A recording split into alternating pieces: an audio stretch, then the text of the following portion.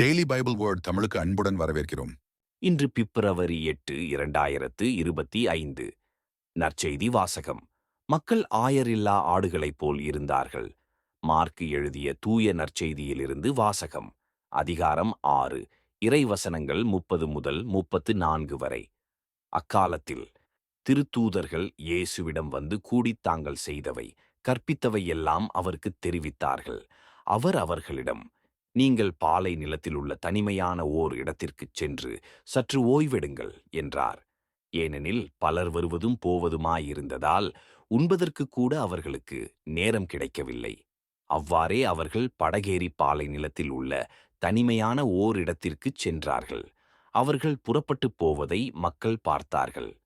பலர் அவர்களை இன்னாரென்று தெரிந்து கொண்டு எல்லா நகர்களிலிருந்தும் கால்நடையாகவே கூட்டமாய் ஓடி அவர்களுக்கு முன் அங்கு வந்து சேர்ந்தனர். அவர் கரையில் இறங்கியபோது பெருந்திரளான மக்களைக் கண்டார். அவர்கள் ஆயரில்லா ஆடுகளைப் போல் இருந்ததால் அவர்கள் மீது பரிவு கொண்டு அவர்களுக்கு பலவற்றை கற்பித்தார். இது ஆண்டவரின் அருள்வாக்கு.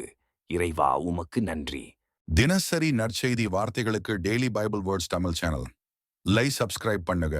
இந்த வீடியோவை லைக் செய்யவும், ஆமேன் என்ற வார்த்தையை பதிவு செய்யவும் மற்றும் உங்கள் நண்பர்கள் மற்றும் குடும்பத்தினருடன் பகிர்ந்து கொள்ளுங்கள். கடவுள் உங்களை ஆசீர்வதிப்பாராக. ஆமேன்.